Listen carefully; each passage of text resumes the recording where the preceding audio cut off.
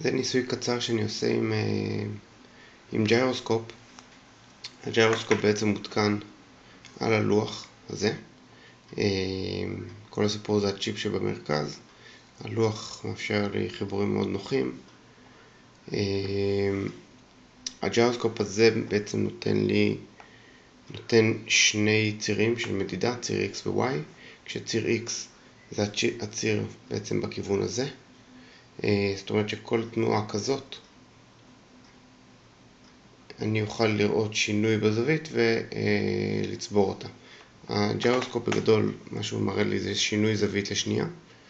את השינוי זווית הזה אנחנו מודדים, צוברים, וככה נדע את הזווית בכל רגע נתון, כמובן בהתאם לזווית ייחוס מסוימת, למשל זווית 0, שממנו אני מתחיל.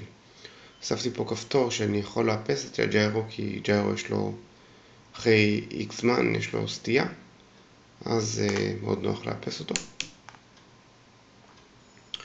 ואנחנו בעצם נראה פה את הזווית הנוכחית. אנחנו רואים כרגע זה סביב 0.1 מעלות. אנחנו רואים שיש איזושהי גם סוג של סטייה. ובואו נתחיל לשחק עם הג'יירו ונראה מה קורה. אוקיי, נתחיל לסובב. שהגענו בערך ל-90 ומשהו מעלות. סובב חזרה. צד השני. שוב הגענו לסביבות 90 מעלות. אנחנו כבר רואים שיש פה איזושהי סטייה של 5 מעלות.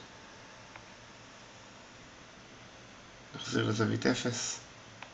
סטייה יותר גדולה ממה שחשבנו. נאפס.